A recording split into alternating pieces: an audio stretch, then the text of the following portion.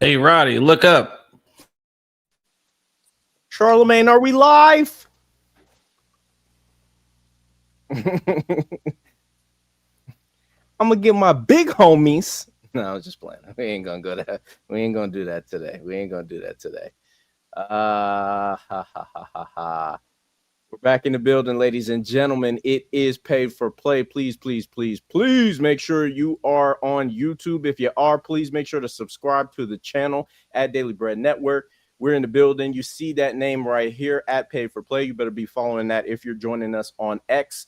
If you're on either platform, please make sure to show us your comments. We want to see what y'all are betting on today. We want to see if we agree with you. We want to see if we disagree with you, whatever the case may be. We're all back at home. You know what I'm saying? It's been a long 2 weeks of travel for pretty much all of us. Sosa never leaves Philly, so I mean, it's not like he's not going anywhere. So, but again, the big three is back. Jake is providing for his family. I don't understand why when it's the biggest weekend of college football that we've had so far, but it is what it is. We'll have to get with it. But Sam, if you see Sam doing like this every 5 or so minutes, we're getting our ass whooped. Where are they even having the tournament, by the way? Where is it? Bethpage Black, New York. Okay, so out there in New York, we're getting our ass whooped. Hopefully we come back. I have no investment, but Sam his mental health is teetering on this and a game that we will talk about later. But how are you feeling right now? Let me ask you that. Me, I feel terrible. My emotional stability is based on us beating Europe in the Ryder Cup, and it is not going well. Disaster class is unfolding right now, and I'm not loving it. It's not a good start to the day. I've been up since 7 a.m. To watch this the last 2 days, so it's better than European time, I guess. I'll take that. Yeah, I mean, what? It's about, if you're in Europe, depending on where you are, it's about, what, 11, 12? It's about 3 o'clock. It's not that bad. You know what I mean? So if we have any European listeners in the chat, please make sure to drop some plays. Sosa, how you feeling today, my brother? I'm feeling all right, bro. I can't complain. Excited for a nice Saturday, quiet Saturday. Hopefully my team gives me some ease and it's not a crazy week. And yeah, that's pretty much it, man. Just kind of looking forward to a nice Saturday. Okay, all right. Well, we have a nice Saturday, lined up in terms of college football. Now, I don't know if it'll be nice for all of us. We definitely have a lot of things to talk about today.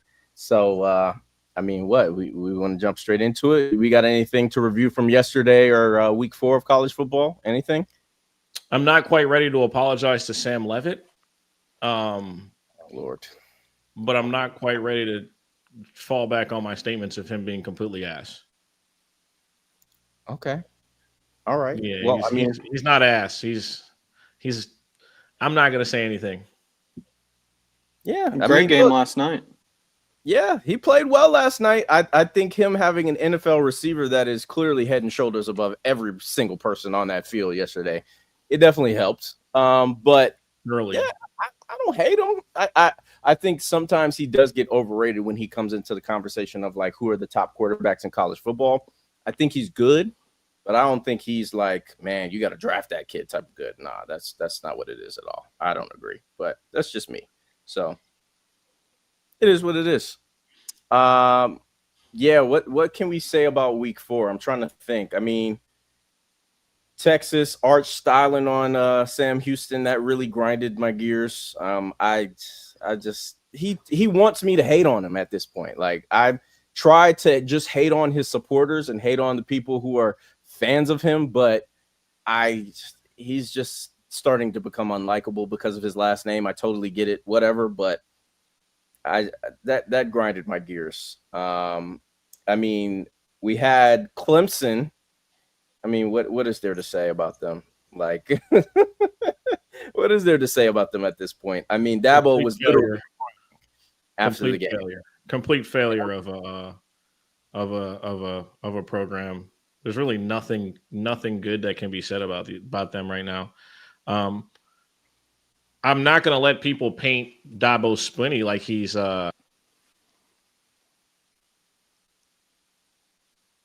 Nope. We lost you. You muted. They're trying to parallel the whole they're trying to parallel Dabo Swinney to Mike Gundy, and there's no correlation whatsoever. I think people are like making that a thing. They're like, oh, well, Dabo, the game's past him. And I'm like, man, shut the fuck up. Like, he's still been able to do every single thing the program has done over the last 10 years. And you know, that's what happens when you spoil a fan base. You know? Because they're in the ACC, they've been able to do what they've been doing. Word. Yeah. If he was an SEC coach, what conference won the last 2 championships? Big Ten. Okay, just checking. So it wasn't the SEC. I didn't say it was SEC. I said I'm saying he's in the ACC where he has really no competition. 2 years, Florida State, 2 years ago, Florida State won the ACC. Last year they got very lucky. I think he has been passed by a little bit because it's almost negligible how much he has avoided adapting to today's college football landscape. Yeah, I mean, look, you got to get kids out of the portal. Like, whether you like it or not, you just have to. Like, all this college football thing is like, if the business adapts, you have to adapt. This is what pays you. This is your main source of income. So you have to be the best at it that you can be. And if you're not willing to do that, then you're going to have results like losing to Syracuse.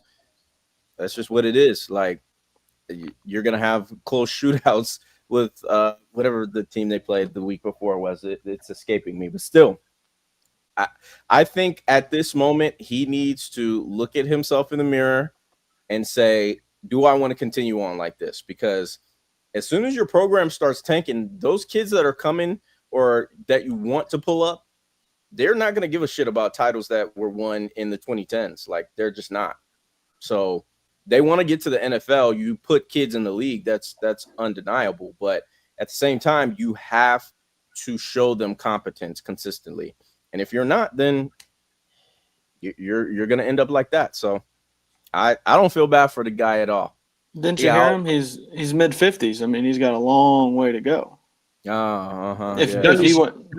Gundy's only 58. That's why people were bringing it up. That's what I thought. I was like, what the fuck?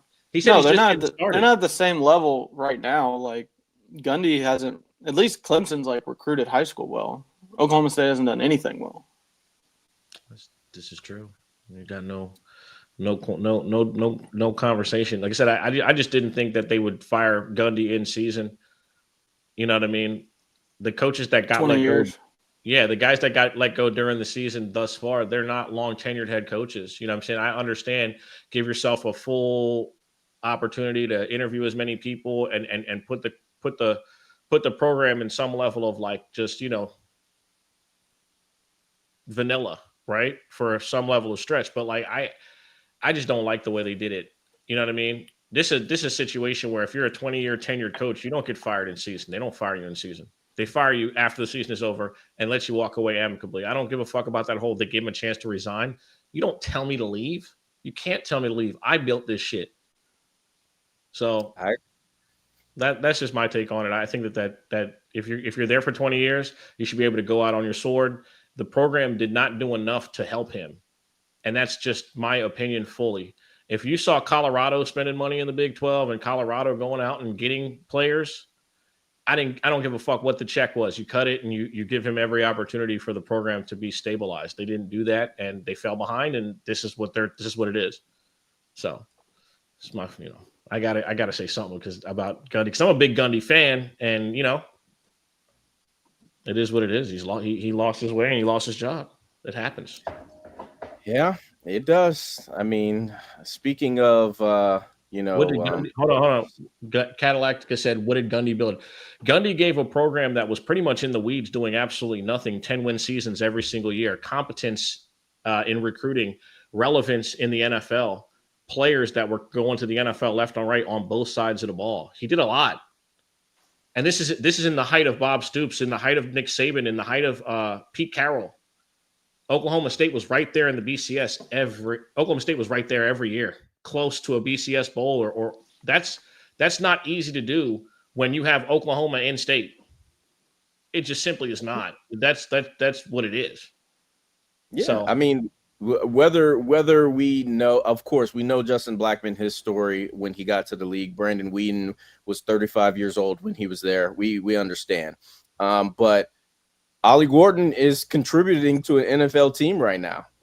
you talk about Ollie Gordon. Where'd Chuba Hubbard go to college? Yeah, Chuba Hubbard is contributing to an NFL team right now. Oh, okay. He's put kids in the league. It's very hard to tell somebody to pull up to Stillwater, Oklahoma. I don't know if you've been there before. I've been through there. It's not a pleasant town to spend 3 to 4 years in. I'm just telling you that right now. So, like Sosa said, especially for the majority of his tenure there, he had to deal with Texas and Oklahoma. You got to tip your hat to the guy. There's a reason why they kept him for so long, and he kept them at a place where Oklahoma State probably should not have been.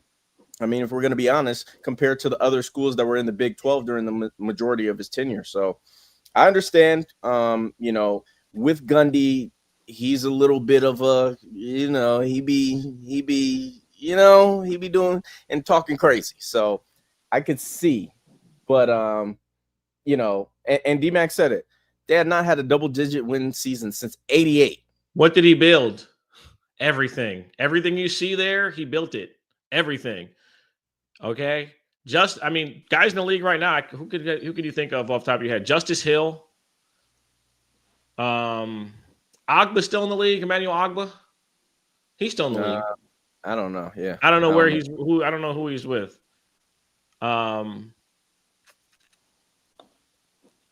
I want to say Jalen Warren went there.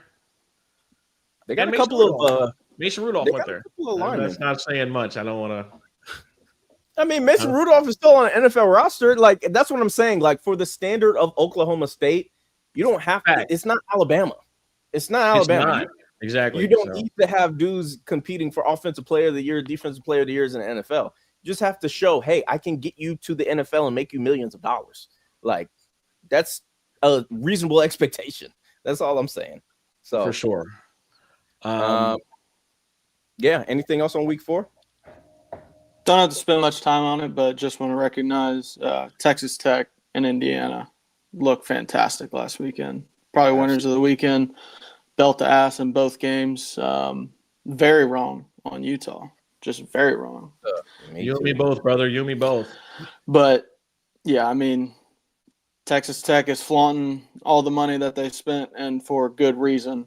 You got that oil money. You want to flaunt what you're spending, you better back it up on the field, and boy, oh boy, did they. So shout out to them. Indiana, one of the more impressive wins that I've seen in a while. I think, obviously, Illinois was a little paper tiger, but, they look better than last year. So shout out Sig. We'll see whenever they play the real teams in the Big Ten, like Oregon and Penn State. We'll talk about later. But, I just want to say shout out to them. Right. Oh, I got to make it clear. I've said it on every single platform. Auburn got fucking hosed last week. To the absolute maximum. I don't give a fuck if you're not a fan of the team. An overturned fumble, a bad call on a fucking PI that they did not that should have easily been called, and then the touchdown pass by Mateer. That's manipulation of the substitution rule. That should not have been a touchdown. Y'all can't, y'all are fans of other SEC teams. I'm forgetting who I'm talking to. No, I'm with you. I think they got fucking screwed, bro. No, the officiating was bad. I will agree with you there. I think that your AD coming out and making a statement and doing all that shit, that's where I gotta be like, all right, dog. You can do what you did. You can talk to the offices in Sankey. You can do whatever that is that you wanted to say. Just do that behind closed doors. You don't have to post a statement like somebody died or some shit. Game. Okay.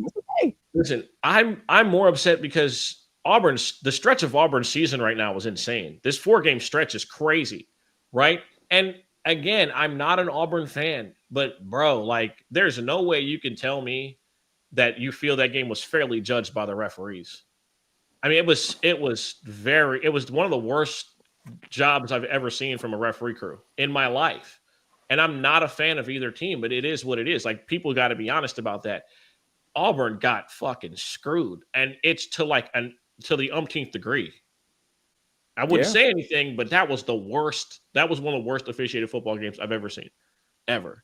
If you're an Auburn fan, it's got to be worse with like the little statement that the SEC officiating put out on Twitter after. Like, what the fuck is that going to do? Like, you admit that it was wrong and that it was the wrong call, but to put it out after, like, what are we going to do?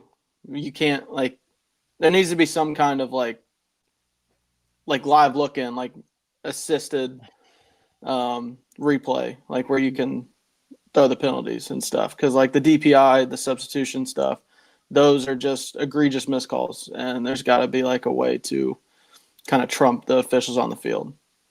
Yeah, I agree. In regards to what Catalactica just said, listen, bro, I'm not disagreeing, and I'm not trying to put the game solely on the referees, right? Also, you can't put the game on the referees, fully on the referees. You can't put those sacks on just the offensive line.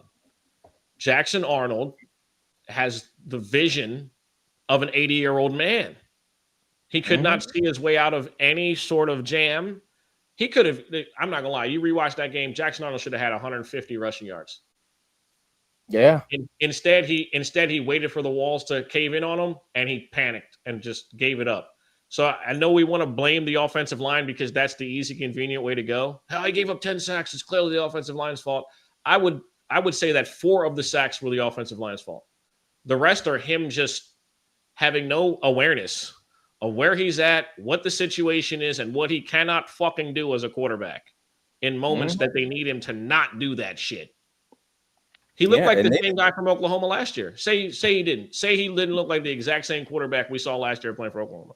No, and Venables, I'm sure he watched the tape of the first 3 weeks of their play, and he kind of thought the same thing. Because I thought he was holding the ball a little bit in the Baylor game. Like, he could have had 150 yards in the Baylor game, too. Even though he did rush well, I think, going up against your former head coach, he knows what you like to do. So, I mean, just do it and be confident, man. I don't know.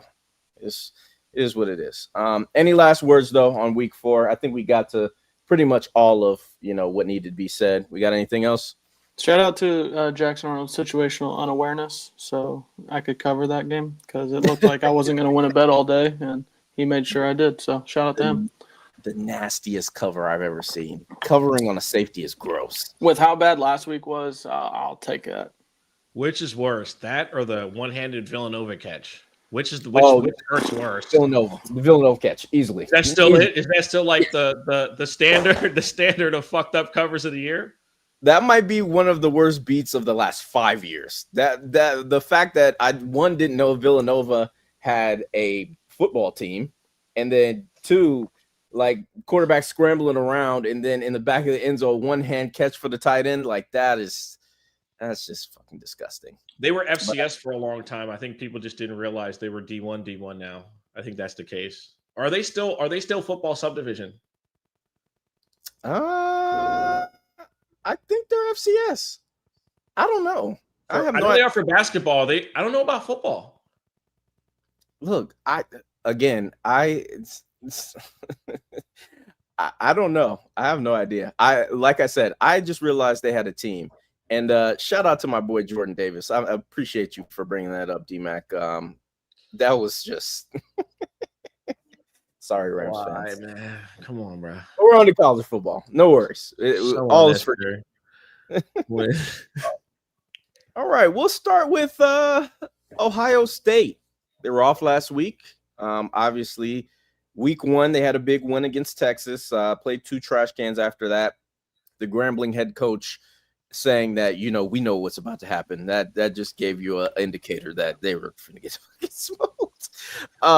So they're going to Washington. Washington has looked really good. Jonah Coleman, Denzel Boston. I think they have skill players that are going to make this game a little bit interesting. Now, currently, and I'm trying to look this up as we talk, the line has fluctuated a lot. I think it opened for Ohio State like 13.5 at the beginning. It's now at 8.5. It's kind of fluctuated between 7 and 8 pretty much for the entire week.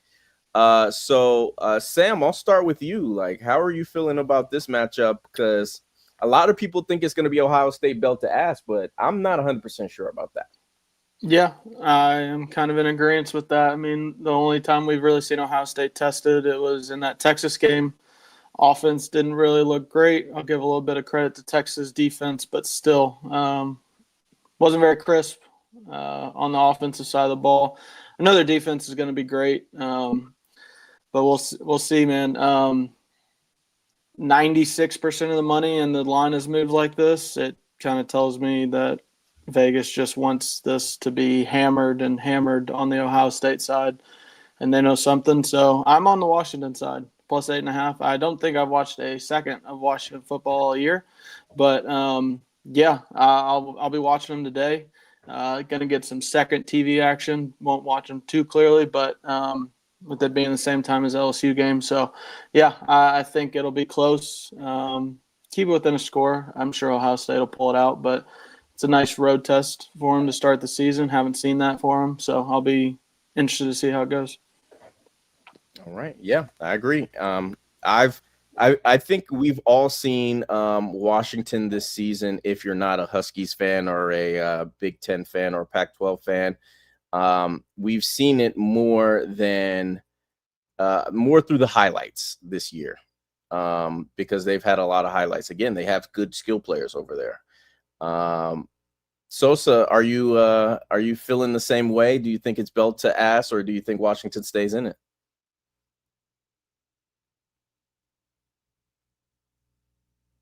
Oh, okay.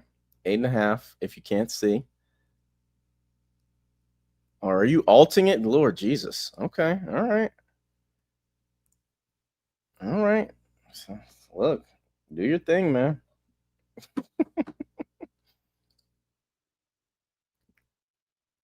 You've surely passed the number.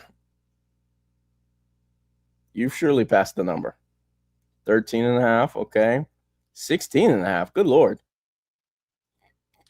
Listen, the only way that this game is remotely competitive is if Julian Sand decides he wants to just throw the ball to the other team for no reason. I like what Washington has. I don't think they can match these guys in the trenches. I secondly don't think that they can have a game plan offensively for what Ohio State's going to bring to them defensively, especially off a bye. Ryan Day 6-0 off a bye, never lost a game. You're not going to tell me that it's going to be difficult for them to game plan for this offense. The running back is, the running back's got to get off. I just think that trench-wise, Ohio State dominates them.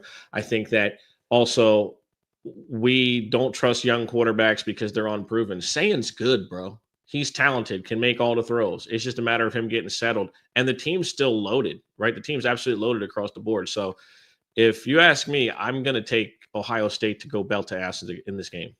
I do not believe that Washington can maintain defensively against those skill guys from Ohio State for 4 quarters. I just don't think it's the case. I think that we're going to get Washington possibly trying some trick plays.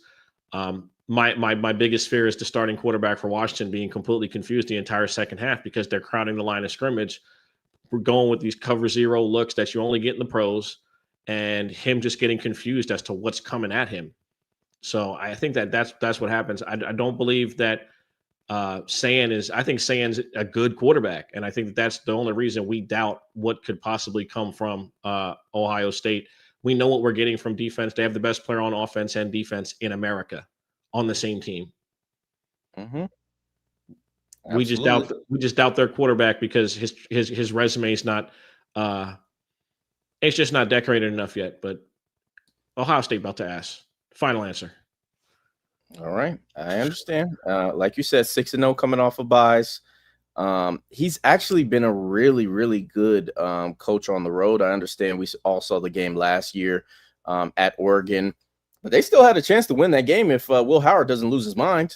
So I would be inclined to stay away from this one because I am scared of this. I'm scared of a lot of lines. But yeah, I think it would be Ohio State or nothing if you wanted to bet on this. I just don't think that we've seen Washington face this level of competition. I get it. They're at the crib, but they're about to see something different. So that's just how I feel about this one. So yeah, I'll save that for later. Anything else we got on this one, boys? Carnell Tate up to 100. I know you. I've heard you speak kind of highly of. I've heard you speak highly of the secondary guys in Washington. Mm-hmm. I don't think people understand that duo is nothing to fuck with. Jeremiah Smith's already special on his own, but bro, I think people need to understand that Carnell Tate's going to be a first-round draft pick. Mm-hmm. Absolutely. And we gotta understand that he's just as, I'm not gonna say he's just as good as Jeremiah Smith because he's not, but he'd be the number one receiver on all but probably 4 teams in America. 3 teams. If I'm lying, tell me.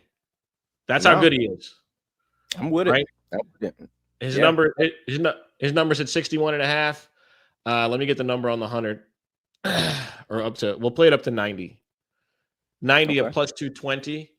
I think he's going to get ample opportunities. I think what you do is you game plan to take Jeremiah Smith out of the game, obviously.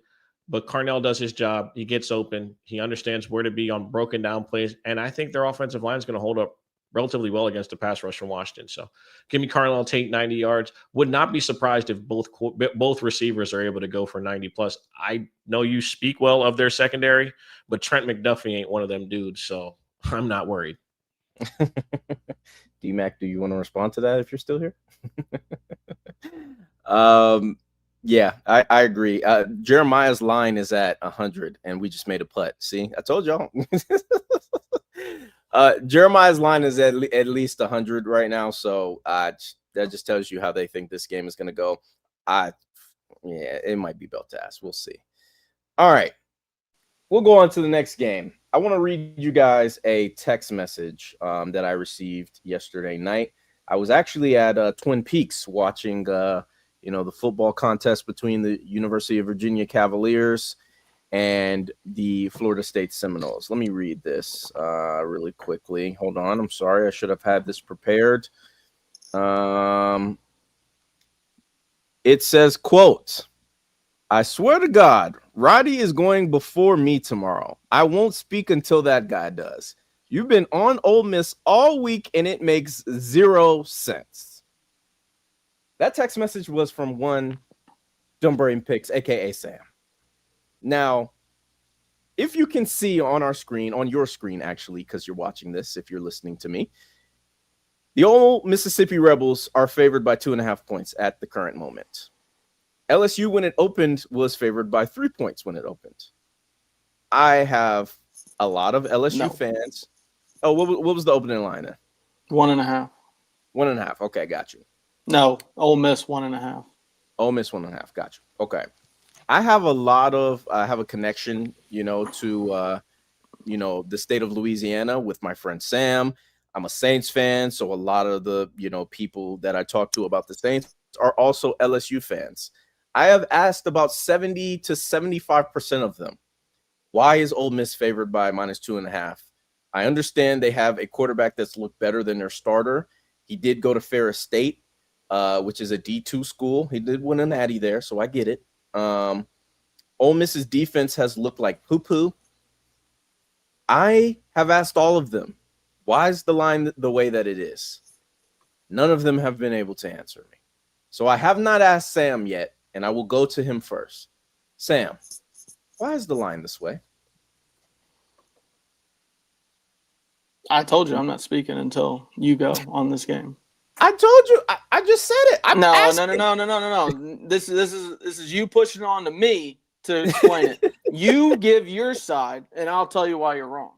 Okay, got you. All right. So I do think Trinidad Chambliss, he plays a safer brand of football than Austin Simmons does. Austin Simmons obviously had multiple, at minimum, 1 interception in every game he's been featured in. I think that at home, Ole Miss has some of that tricky little voodoo, that goes on. I mean, we saw it last year when we went to Ole Miss. It was raining. Jackson Dart looked pretty pedestrian until he went off running and passing the ball last year. I know they had a way better team last year as well. They had a lot of guys out of the portal find success. Sam, I have no explanation. I'm just taking it because I can't explain why. I just feel like it's a setup to take LSU. I don't know. That's why I'm asking you. So why am I wrong? All right. The Ferris State quarterback nonsense has got to stop. Like, this guy has played Arkansas, who is probably the worst defense in the entire country. I think Notre Dame can legitimately hit the over in that game themselves based on, like, that defense. It's so bad. So bad. And then a Tulane team who they just completely outmatched. Like, yes, we were wrong, or I was wrong about that one. I thought they'd be able to move the ball a little bit better, but they couldn't complete a forward pass. And I think that's probably because their quarterback has maybe a month before the season to learn the playbook, and he wasn't even preparing as the starter until like a week before the season. So I don't think everything that they lost so much last year. They did exactly what we did this year. They spent a shit ton of money in the portal. And Lane, by the way, wanted to talk about spending money in the portal whenever he proclaimed himself the portal king, is hilarious to me. We have a $20 million roster. That's just what it is. We spent money in the portal, and we have a defense that is legit. We have Harold Perkins out there. Okay, you can do all you want. So you don't have a defense. I know you don't. Your guy's a defensive coach, but Purdue, 35 points or whatever it was. Nasty. Yeah, I mean, the depth is there. The defense is legit, and it's one of the best in the country. And I don't know why we're comparing Arkansas and Tulane to this LSU defense. I understand Trinidad has run. He's a good dual threat quarterback in these two games that he's played, but they don't have Harold Perkins and Whit Weeks and the secondary that we have, and the D line that we have. So I just don't see I understand Lane's a good offensive mind. They're probably going to put up the most points that anyone's put up on us this year, but I still don't think it's more than 21. I think the defense goes out and does its thing. Nuss has looked better. He looked way better last week. He was moving around more than he has all season. Kelly told us that oblique injury it happened before the Clemson game, and he's been slowly getting back. Looked better last week, making some throws that he hadn't made all year. And we're full. Caden Durham being out doesn't really affect me. Like, he's the best talent-wise running back that we have, but this year he hasn't been seeing holes. He hasn't been trusting the offensive line. They did a whole special on it last week about runs where he has an open lane and he's just cutting it back because he doesn't trust where the offensive line's going. So Juwan Johnson, you got the number one running back in the country, Harlan Berry, out there also, even if Durham doesn't play, which I don't understand Thamel's report. I know he's not wrong often, but the way they were trending with Durham was he was fully healthy, like full participant in practice earlier this week, and then questionable, probably even for the game, and then all of a sudden downgraded to doubtful. So we'll see how it plays out, but I think Nuss is going to be able to hit this defense up against Ole Miss. Like, Arkansas move the ball at will on them. I trust our offense, and I trust our weapons to get the job done, and I trust the defense to hold it down and do what they've done all season and make everyone else look pedestrian. Yeah, look, Sam, nothing you said was anything outside of valid. Everything you said is valid. But I think that should reflect in Vegas thinking the same way, and they don't for some reason. That's the only confusion that I have. I don't know why Ole Miss is still favored in this game, and they're getting. If it was our first true road test, I would be very worried about this game.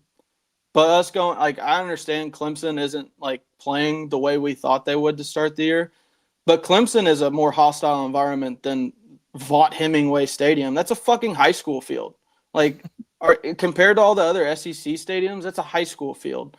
And like the best thing they have up on like the outside or like the rafters of their stadium is an 03 like SEC co-champions, SEC West co-champions, and they're they're like exalting that whenever they didn't even play in the SEC championship game. They're a joke of a program. They always will be.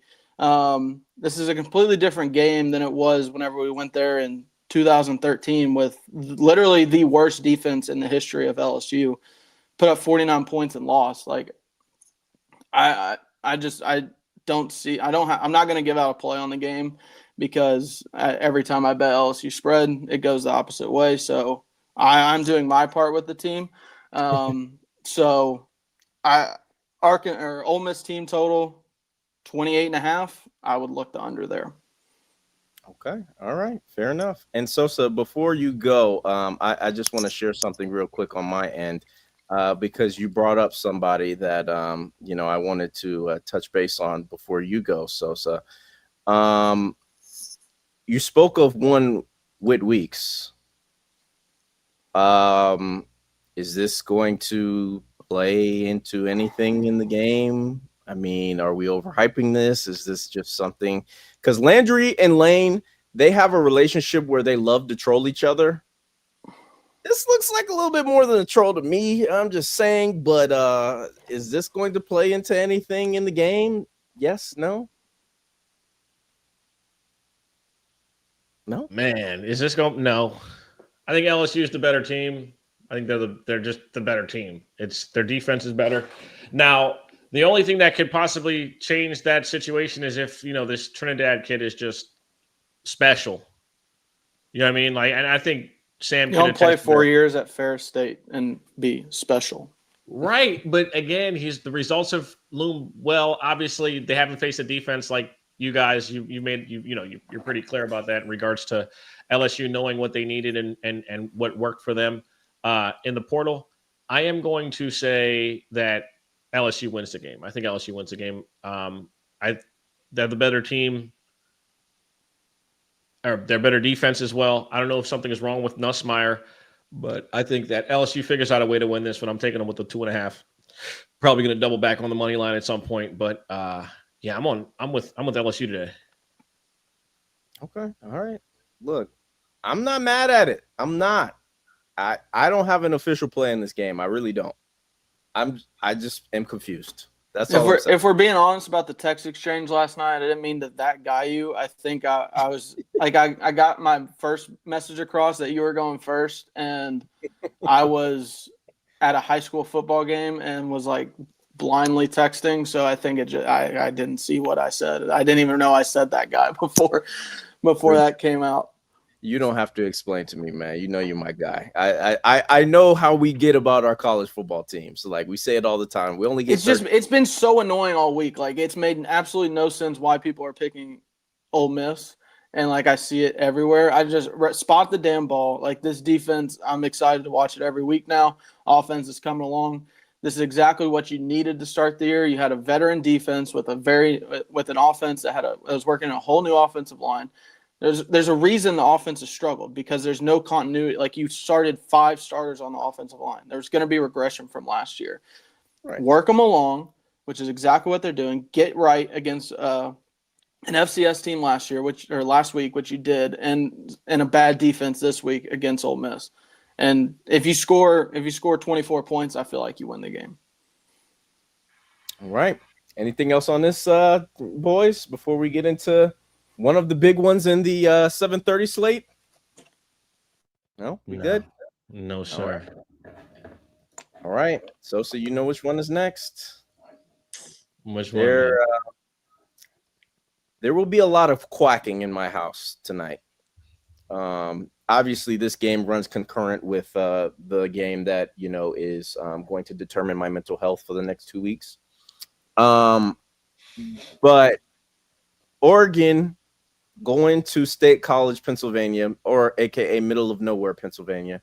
If you've ever been to State College, I haven't personally. I've heard stories about how you have to like fly into Allentown and then still drive 2.5 hours. Like, it's James Franklin told you that last year. Yeah, He's complaining about the travel because they can't fly out of the Happy Valley or whatever the fucking town's name is. They can't fly out of there. They got to drive 2 hours just to get to the airport that they fly out of. Yeah, they got a landing strip that's as big as either of our driveways. So Oregon is getting 3.5. Now, contrary to the game that we spoke about just a minute ago, this line has not moved at all week. This has pretty much been 3.5 since I've seen it. So I don't know what the money disparity is or the bets disparity is at the current moment. But it's looking like, there's going to be a clear side here, and I think it's Oregon. An official play from me, Oregon plus 3.5, Oregon money line. I said it 2 weeks ago. I love Dante Moore and what he's been doing. I understand that this is going to be a big test for him, but I said this in Love of the Game space. I'll say this in Low space. I'll say it in here. Drew Allar got to show me, dog. Like, there's been too many instances where it's not even too many. Every instance in a big game, he has shit the bed. That's just what it is. Like, there's nothing that I can sit here and say, Drew Allar, man, he looked really good and he was competitive, and he was the reason his team won that big game. We saw it in the playoff last year. We saw it against Ohio State last year. We saw it against Michigan. We saw it against Ohio State again. So I cannot bet on this dude, and I fully understand why they are favored in this game. I fully understand that.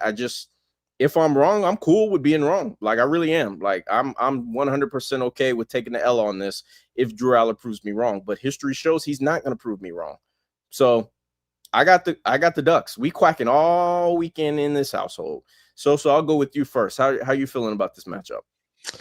I'm concerned about Oregon's ability to their ability to stop the run. I just don't. I think it's a situation where I just don't think Penn State can fuck it up. And if they do, Allar's the guy. Don't get it confused. I think that Allar's the guy to fuck it up if he does. Right? He's prone to doing this. We also, in the biggest games that we've seen him play, seen him make the critical mistake every time. Whether it be Notre Dame, whether it be Oregon in the Big Ten championship, whether it be Ohio State in a close game, we've seen him do that a multitude of times. And so while I'm not mad at picking Oregon, because history, like you said, this is a pick on history and Drew Allar being complete dog shit in big moments. However, I think that the situation with Allar this year is more so a situation where you just land the plane. You can hand it off to your two stud running backs. I think Oregon's going to have some issues with that. And I think that with what Oregon will do is try to stack the line, give that run game problems, and force Allar to beat them.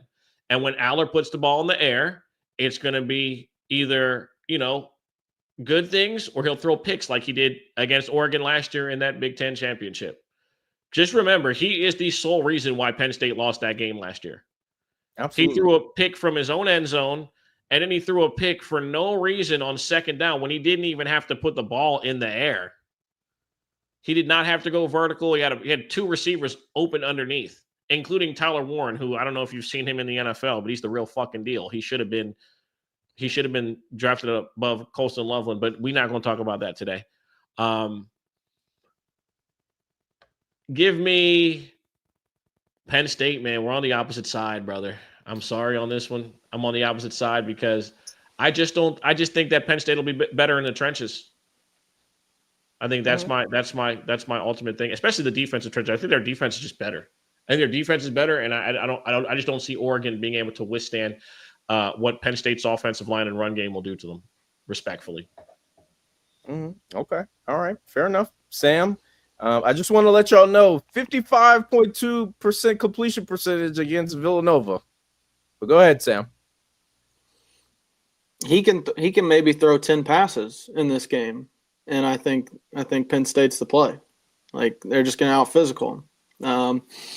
I'm with Sosa. Penn State minus 3.5 is the play for me. I just don't see Oregon going across the country with a quarterback that hasn't been tested really on the road and I understand he started at UCLA, but there's no environment that he's played in that's going to come close to what he's going to get tonight.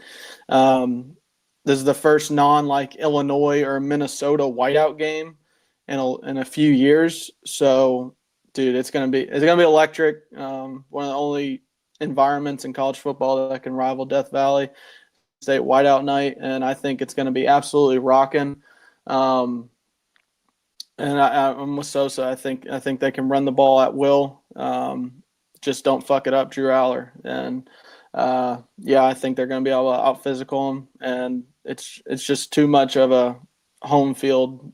Like, I think the home field adds probably 5 or 6 points instead of the usual 3 that Vegas accounts for. So I'm on Penn State -3.5 as an official play. Also, I really, really, really hate the glow in the dark shit that Oregon's trying to do. Oh, come on, man. It's the dumbest shit of all time. It's not dark.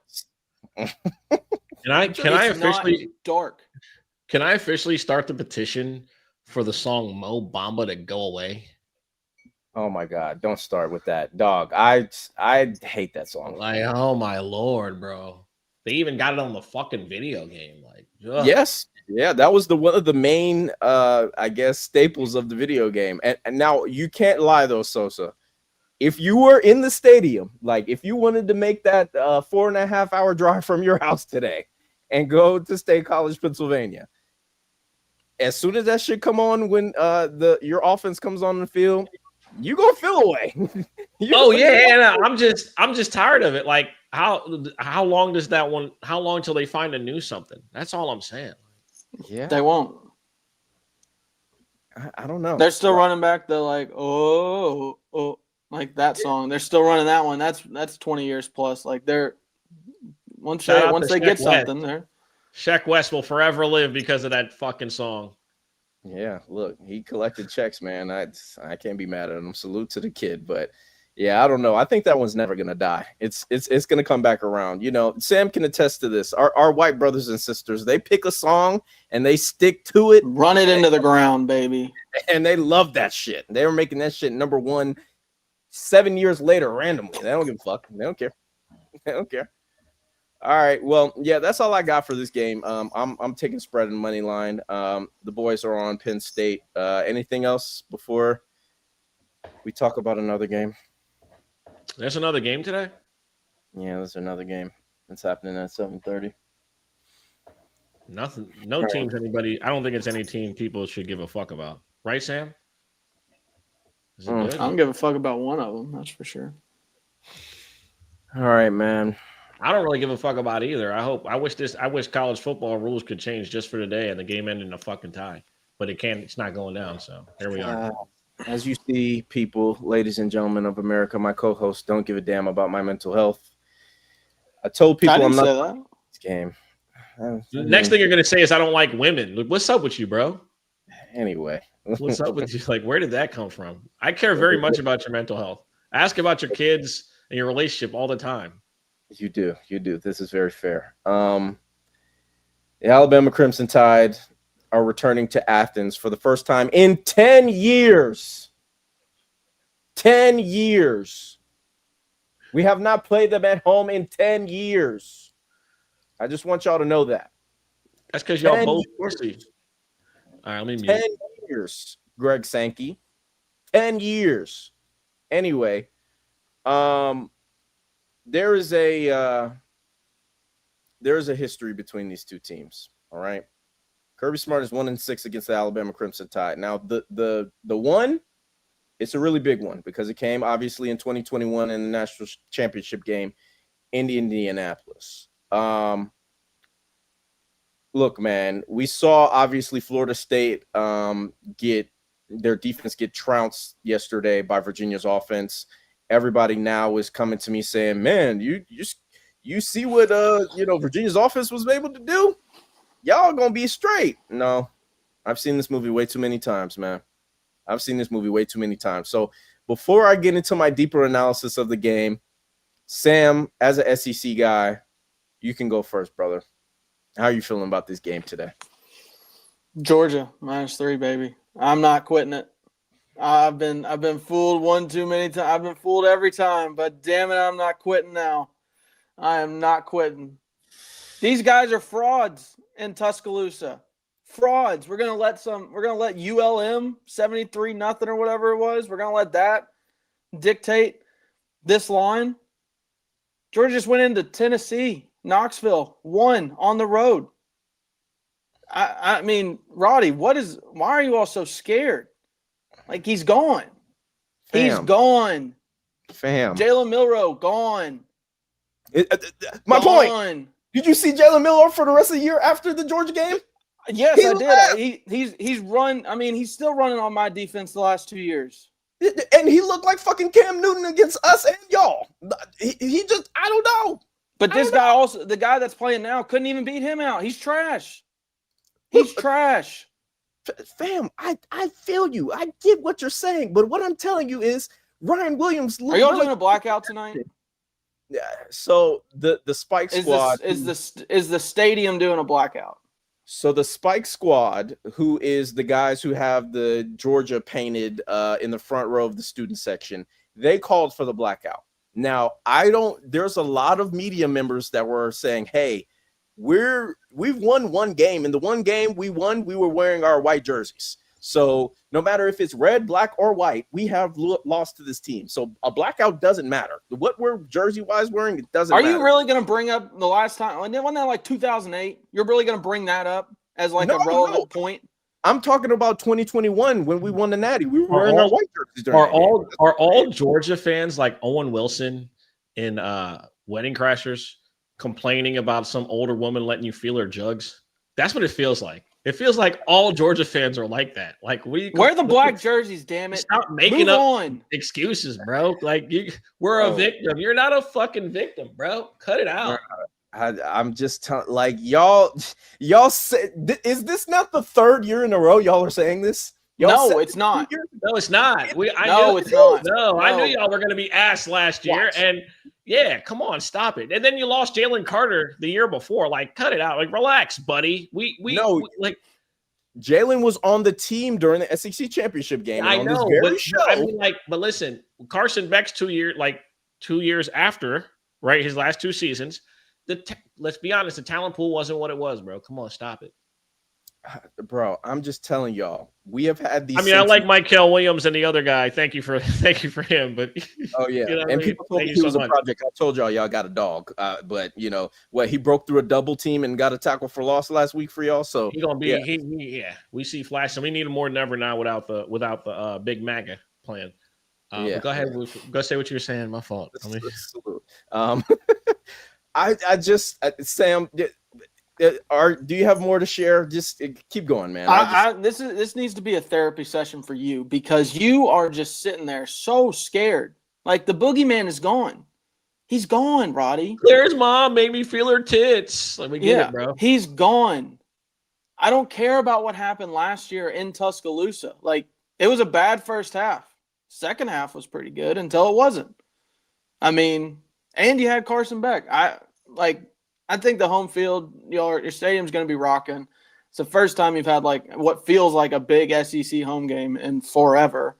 So, I don't see it. Georgia's a more tested team. They've looked better in the games that they have been tested. Alabama looked like trash in the one team that they've actually played this year. And it was on the road. They didn't look good on the road. They haven't looked good on the road in the last few years, except for coming to our stadium. Like against Tennessee last year, they look like shit. Against Florida State, they look like shit. Against Vandy, they look like shit. So I mean, it's been a trending thing over the last few years. They've been undisciplined and underperformed on the road. And I get that A's out there and that elephant's there, but stop being scared of it, dude. Stop. He's gone. All right, he's gone. Yeah, this is what I'll say, Sam. I'll give you this before you go, Sosa. This is what I'll give you. And shout out to my guy, I Only Say Facts, for bringing up this stat and why I mentioned the 10-year thing so much, at the beginning of this game. Kirby has a losing record against 3 teams, Alabama, LSU, and Ole Miss. They've only hosted these teams in Athens one time. That was Ole Miss back in 2023, and that was a close game as well. So one time. Now, the LSU games have been either in Atlanta or Baton Rouge. Again, It was one Alabama time in Baton hasn't been Rouge. Relax. captains- Oh, one time. Okay, fine, whatever. Anyway, Sam, again, Alabama has not been to Athens in look at the 10 chat. years. In 10 years. So I just that would be my only saving grace. That would be my only saving grace. Roddy, But Roddy, me and Sam are here to tell you. We don't care. Don't care, dog. We don't care. Like, stop it, please. Like, we don't care. There is nothing you can say to us, okay? Cheering for Georgia right now is like cheering for the fucking Warriors. We're never gonna feel bad for you, bro. Ever. That's dead. You're not an underdog. You just got different uniforms. You're literally a favorite. Like, I don't know. You're Like, a favorite tonight. yeah, like, You're what the fuck? favorite team. Like, the home stop it, team man. gets 3 points on the road. The home team gets 3 points. Just saying. Shut up. Oh my God, bro. Home team gets 3 The points. self-victimization, man. Home team gets 3 points. All right. Well, Sosa, go ahead. Do you have anything a deep dive on this game, or who are you picking? Man, listen, after watching Florida State last night, I want to believe that Georgia beats the shit out of Alabama. I think Georgia's going to beat the fuck out of them. I think Kalen DeBoer should be exploring his Indeed account tonight and updating his resume. Because, yeah, I mean, losing to Florida State, cool. I think Alabama, He don't really need to update his resume if he's going to be like getting paid $70 million to not work. That's a pretty good deal. I'll take that deal. Fair enough. Yeah. Also, I'll take that deal. I knew the wheels were coming off the wagon when a 70-year-old woman said if she won the lottery, the first thing she'd do is pay his buyout. Oh yeah, the Alabama fans. We told you this was going to happen. By the way. Oh man, she's old too. Like she's like, yeah, I'll do that in a heartbeat. So I think DeBoer just shows us again this week that he's a fucking bozo, and we just got to call it what it is. Sometimes when you replace a legend, you can replace him with somebody who has that mental hierarchy and can deal with it. Or you have a guy like Kalen DeBoer who's looking like nothing more than a Michael Penix Jr. merchant as a coach. That's all he is, bro. As of right now, he is Jimbo Fisher without Walmart brand Jameis Winston. Fair. Yeah, look, man. I know y'all are my friends. You're trying to encourage me. I fully understand that. I'm just telling you, I've seen this movie before. So I'm not going to say that we're just going to lose. I think we should win this game based on what I've seen so far. I do. He's going to do this every week, Sam. I just don't. I'm not going to do it every week. Every week where he makes it seem like Georgia's going to actually struggle, bro. Oh no, don't worry. When the Texas game comes up, don't worry. It will be the exact opposite of how I'm acting right now. It'll be the exact opposite. But my God, you're confident in beating Arch Manning? Who gives a shit? Yeah, come on, bro. Look, like you want me to do that about Ty Simpson? You're kidding, right? Yeah, look. Ty Simpson. Exactly. He strikes fear in your heart. Be a man and just lay it on the table. You are going to win this fucking game handedly. Easily. The line's down to 2 now, by the way. Who cares? Oh, my God. Claire's mom made me feel her jugs. All right. The line's down to 2. Well, my plays in this game, I really do want to go back to the well with Zach Branch. His receiving yards, I have him at 45.5. I think that's incredibly low, but I do respect Alabama's secondary. I really do think they are going to be pretty good tonight. Tim Keenan is coming back. Obviously, Ernest Green for us is not going to play. So that's going to be a issue. But have y'all seen Juan Gaston before? That boy is 6'7", like 365, and he is just he looks like a creative player. He's playing as a freshman, so he's obviously going to the NFL. Sam, I would definitely watch if y'all want to protect Joe in 2 years. Hey, Juan's gonna be there. You already got 2 Georgia boys, and Dylan and Amarius. Why not If make the it 3? Bengals, we're not going to get into it. If the Bengals had any idea how to scout and pick offensive linemen, we wouldn't be in the situation we are in. So, That's Hey, fair. listen, in your defense, Sam, the Colts are good this year. All right, let's keep going. it makes City fun. It makes City fun. I'll take it. Anytime it's listen, but I'm not gonna lie, it's pretty lucky. Like every time like his team's not playing well, at least like he has something to like fuck with locally. Like that happened Sure. last year for you. It's happening again it's looking like the same sort of situation again. Well, I don't have any other NBA team. It's only the Pacers. Oh no, I Yeah. understand that. And also we've had this conversation. I've been to Indiana about 6-7 times, bro. I understand. I've never seen anything like it, bro. Like I've never seen neighborhoods where everybody's house had a basketball court until I went to Indiana. I swear to God, 49 states. It is nothing like it. You go through like any random neighborhood in the state of Indiana, everybody's got a basketball hoop. Sorry, I was just random, but that's like it's crazy to me. Everyone's got one, Roddy. No bullshit. Yeah. Everybody's got one. And I haven't been to India. I ain't have one growing up, so I'm like, damn, like everybody's got one of these joints. Everybody, that shit's crazy. Yeah, man. I just look, BJ. I'm telling you, bro. I can't do it. Anyway, so my only play for the game, I lean over. The last 4 or 5 matchups have flew over this total, especially last year, game of the year. You saw it.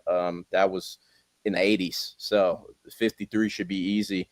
But Jeremy Bernard is the wide receiver that I'm looking for. I think that obviously Dalen Everett is going to pretty much have the assignment of Ryan Williams for the majority of the game.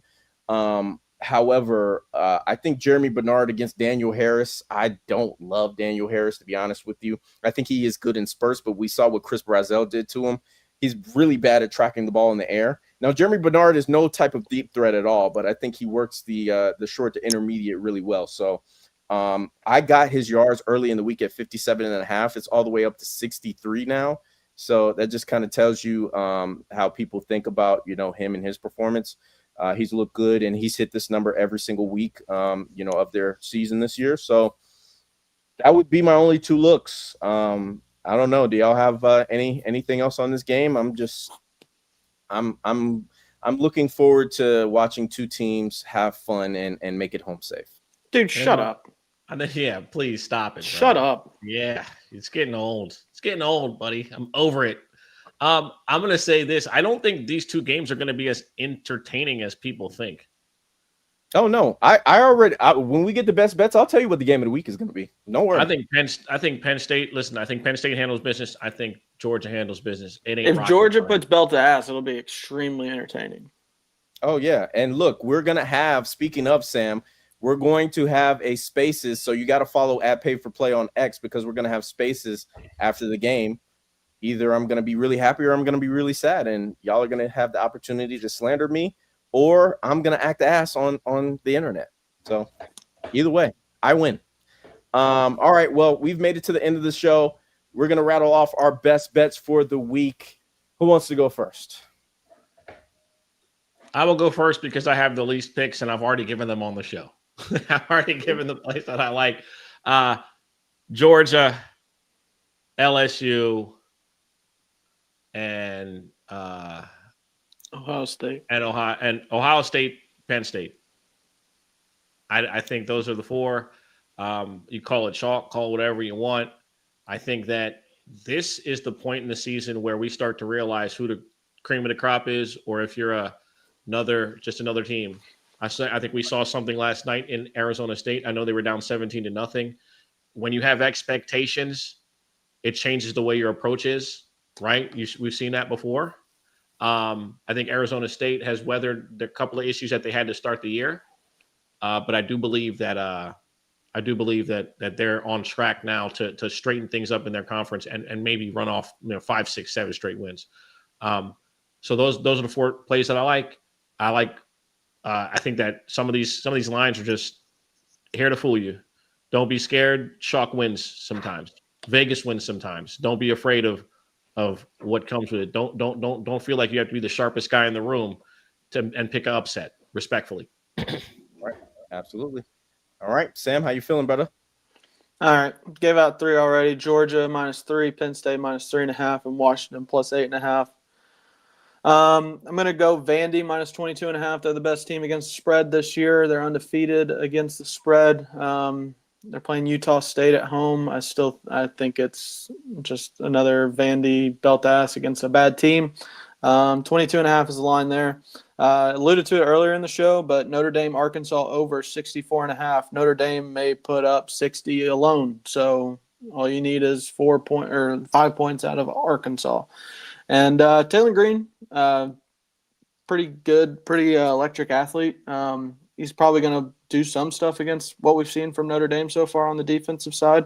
But I think Notre Dame wins pretty handily. It's just going to be a lot of points, similar to last week against Purdue.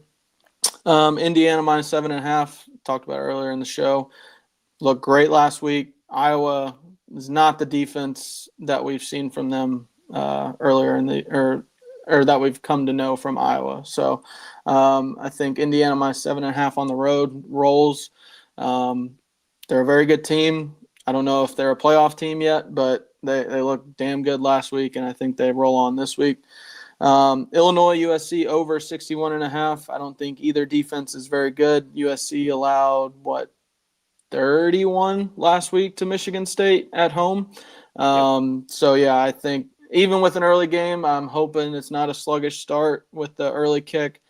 It's kind of criminal that the Big Ten that Fox is making these West Coast kids come across the country and also start at noon.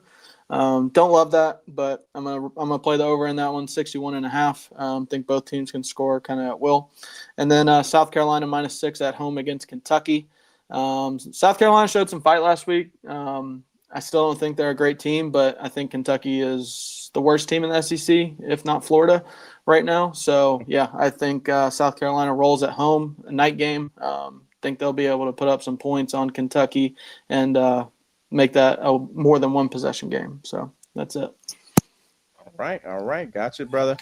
All right. Now, I told y'all that I was going to give you the game of the week this week, and it's including the Bulldogs. It is. It really is. But it's the Mississippi State Bulldogs. My favorite bet of the whole week is going to be Mississippi State +8.5. I know it's down to 7 now, but I think Tennessee is having their first road game in week 5 of the season, their true road game. Obviously, we saw what Mississippi State was able to pull off against Arizona State. I've loved that bet all week. I think if Tennessee was the team we thought they were, this should be at least 10. And with the offense being able to score the way they can, I would say that, again, they should be favored to win by double digits. That's just me personally. So I got Mississippi State +8.5. I've already said that I got Oregon money line. I also got Oregon +3.5. Those are going to be 2 of my staples. I got Jeremy Bernard in the Georgia game going over 57.5 receiving yards. It's at 63 right now if you haven't taken it. So I would take that as well. Me and Sam are probably the 2 biggest Vandy fans on this podcast. And I'm going with their team total right now because I think Utah State kind of can score. Vandy's defense, I think, is a little bit better than Texas A&M's, but they put up 70 last weekend. So it just is what it is. Hold on. Let me answer Tuki's question. How you have a Georgia in the crib and not have full confidence in the team today? Because I've seen that movie. I've seen this movie. No, you haven't. I have. I promise you I haven't. No, because it's not been at the crib. I've seen them put in a backup quarterback and win the game. I've seen them do that. The guy's a starting quarterback in the NFL. I feel you. I get it. But did you know who Tua was before he got in that game? Yes. Okay. Anyway, I've seen this movie before. They were calling for it the whole time.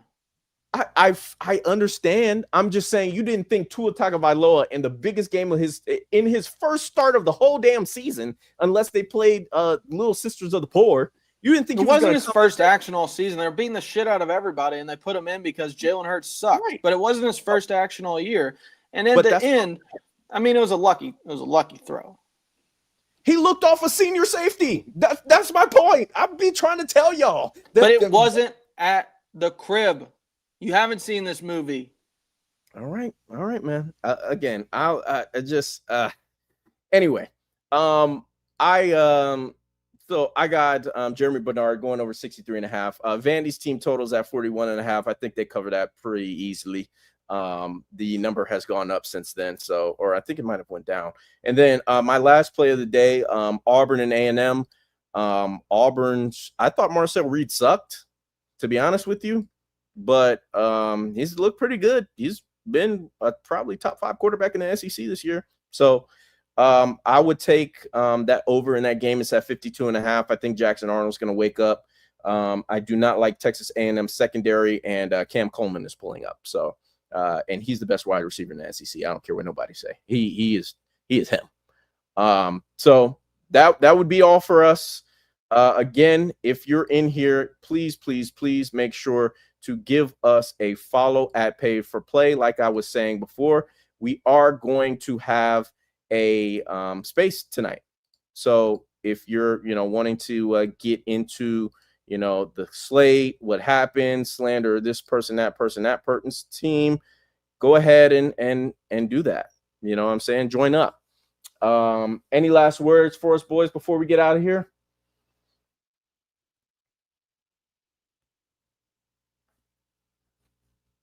Win the cup. Noon start for Notre Dame. Catch me 10 p.m. Bye-bye, guys. All right. Go Dogs. See y'all later. You are not a victim, Roddy. You're not a fucking victim, bro. You cheer for the best football program of the last decade. And I'm still Look, this is me. This is me. You know what I'm doing? You know what I'm doing. Playing the world's smallest island. Just for you, buddy. Just for you, buddy. See y'all later.